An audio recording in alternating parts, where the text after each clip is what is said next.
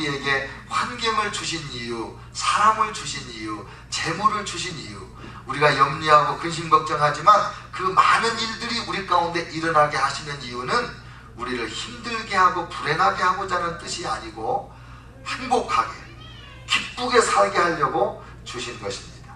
믿습니까? 그래서 빌립보서 1장에서는 사도 바울 목사님이 어떻게 하면 환경을 나의 기쁨의 근원이 되게 만들 것이냐, 그런 가르침을 주셨고, 오늘 2장부터는 사람들을 어떻게 하면 나의 기쁨을 도둑질해가는 도둑놈이 아니라 나를 기쁘게 하고 나를 행복하게 하는 그런 사람으로 대할 수 있을까, 그런 가르침을 이제 2장부터 주시는 거예요. 한번 보시죠. 그러므로 그리스도 안에 무슨 권면이나 사랑의 무슨 위로나 성령의 무슨 교제나 긍휼이나 자비가 있거든.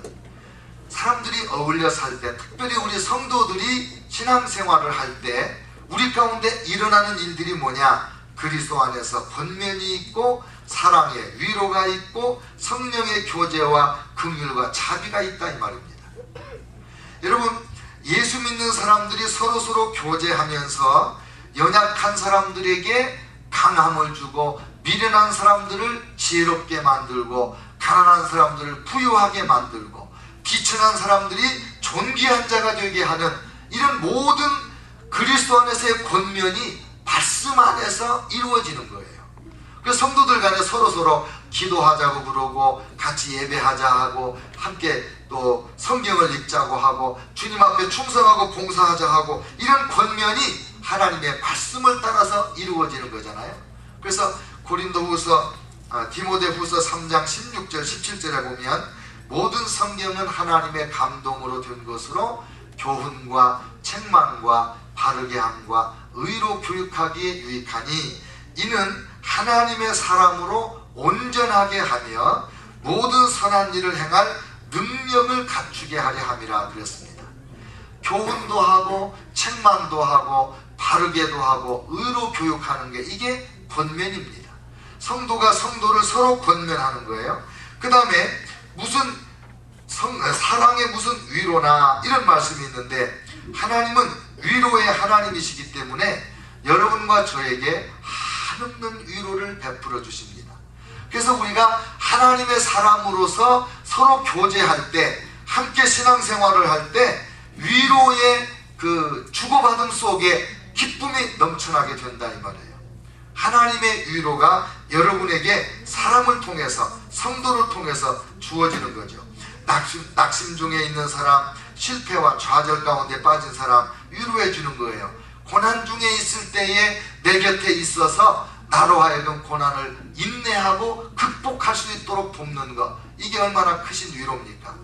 생명의 삶에 나온 짧은 글에 보니까 미국에서 목회하는 어떤 목사님의 글인데, 한국에서 직장을 따라서 미국에 온 신혼 부부가 있는데 이분들이 그만 아기가 생긴 거예요. 근데 뭐 영어도 짧지 미국의 제도도 모르지 어쩔 줄 모르고 방황하는 중인데 목사님을 찾아왔어요. 그래서 목사님이 그분들을 안내해서 소셜 워커에게 연결해 줘가지고 이제 치료도 받게 하고 그렇게 돌봐주고 있었습니다.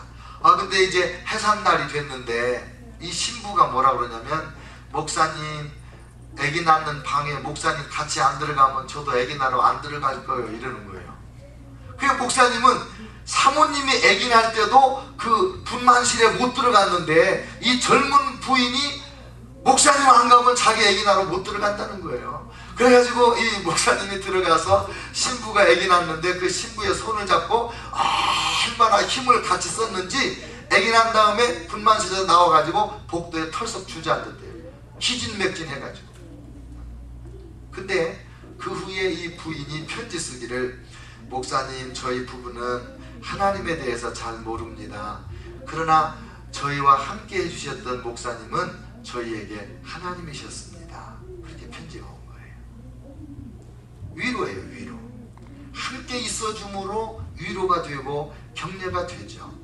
병들었을 때 같이 기도해주고, 가난할 때 위해서 기도해주고 나누어주고, 직장도 소개해주고 사업도 소개해주고, 이런 하나님의 위로가 우리 성도들 가운데 있을 때 우리가 함께 기뻐하는 근원이 되고 기쁨을 도둑질해가는 도둑이 안 되는 거죠. 그 다음에 성령의 무슨 교제나 긍휼이나 자비가 있거든 그랬습니다. 성도들이 모이면 성령님 우리 가운데 임재하시잖아요. 그래서 성령님의 임재 가운데 찬양도 하고 기도도 하고 서로 간증도 하고 그리고 서로 아픔을 나누면서 우리 함께 기도합시다. 그러면서 그게 성령 안에서의 교제고, 또 성령 안에서 교제하다 보면 긍휼히 여겨야 될 일이 생기잖아요. 긍휼히 여긴다는 건 뭐냐면 잘못했지만 봐주는 거예요. 혼나야 되지만 그냥 넘어가는 거예요. 내가 따끔하게 한마디 해줘서 속을 시원하게 풀어버리고 싶지만 긍휼을 베풀기 때문에 그 사람을 불쌍히 여겨서 그냥 용서해주는 것, 이게 긍휼이에요. 자비는 은혜를 자비라고도 하는데, 이 은혜는 뭐냐, 자비는 뭐냐, 자격이 없는데 내가 주는 거예요. 여러분, 이 초대교회 시대에는 로마 시민권자와 노예들이 함께 앉아서 예배를 드리고 형제님 자매님 그렇게 했습니다. 로마 시민권자는 당시에 노예들하고 같이 어울린 적이 없어요. 오직 교회에서만 시민권자와 노예가 같이 밥 먹고 같은 자리에 앉았다는 거예요. 더군다나 형제요 자매요 이렇게 불렀다는 거예요. 그때 자격이 없지, 어떻게 네가 나의 형제냐, 어떻게 네가 나의 자매가 되냐. 그런데 예수님 안에서 형제로 자매로 인정해주고, 이게 은혜예요. 이게 자비예요. 배운 사람과 못 배운 사람, 높은 사람과 낮은 사람이 함께 그리스도 안에서 형제 자매가 되는 것, 이게 성령 안에서의 교제고, 교제 가운데 긍휼과 자비를 나누는 거 아니겠습니까? 그러면 서로가 기쁘죠. 서로에게 기쁨을 주는 것이고 서로를 위로하는 것이고 격려하는 것이 되는 거예요. 나 없이는 너 없고 너 없이는 나 없다. 그리스도 안에서 네가 나고 내가 너다. 그리스도가 우리 안에 계시고 우리가 그리스도 안에 계신다. 이게 성도의 교제고 이게 사랑의 위로고 함께 나누는 은혜입니다. 그 다음에 이제 2장 2절에 보면 마음을 같이하여 같은 사랑을 가지고 뜻을 합하며 한 마음을 품어라 그랬습니다. 우리 성도들이 교제하면서 왜 서로 마음이 상하냐? 마음이 안 맞으니까 상하는 거거든요. 서로 뜻을 하나로 모으지 못하니까 딴소리가 나오고 시끄러운 소리가 나오고 불평하고 불만하고 그 만남을 껄끄럽게 생각하고 피하고 싶고 이렇게 되는 거거든요.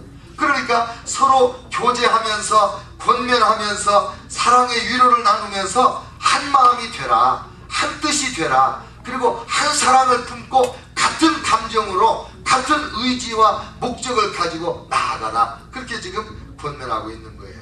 여러분, 피아노 합주를 위해서 피아노를 여러 대 놓고 이제 조율을 할 때가 있다고 해요.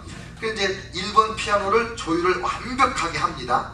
그러면 1번 피아노에다가 2번 피아노를 조율하고 2번 피아노에다가 3번 피아노를 조율하고 3번 피아노에다가 4번 피아노를 조율하고 이래가지고 이제 다 준비가 됐습니다. 그리고 연주를 땅 하면 피아노 소리가 다 틀리게 나는 거예요. 그래서 어떻게 하냐, 1번 피아노를 잘 조율을 했으면 1번 피아노에다가 2번을 조율하고 또 3번 피아노도 1번에다 조율하고 4번 피아노도 1번에다 조율하고 모든 피아노를 1번 피아노에다가 조율을 쫙 할 때 함께 연주하면 같은 소리가 나오게 되는 거예요.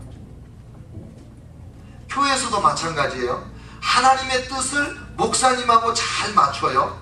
그 다음에 목사님하고 장로님의 뜻을 맞추고 목사님하고 권사님의 뜻을 맞추고 목사님하고 집사님의 뜻을 맞추고, 그러면 목사님과 온 성도가 한 마음이 되고 한 뜻이 되고 한 목표와 한 목적을 가지고 같은 방향으로 나아가는 거예요.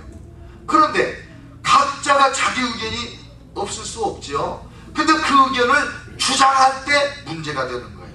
그때는 사람과 사람이 위로가 되고 격려가 되는 게 아니에요. 목사님이 무슨 일을 결정했다, 장로님하고 무슨 일을 결정해서 이제 추진한다고 그럴 때 여러분들이 생각 없어서 따라오는 걸로 생각한다면 목사나 장로가 미련한 거죠. 여러분이 다 생각 있는 거 알아요. 그럼에도 불구하고 목사님이 결정했으니까, 장로님들하고 목사님이 합의해서 결정한 거니까 내 생각 접어두고 내 뜻 접어두고 다 협력해 주는 거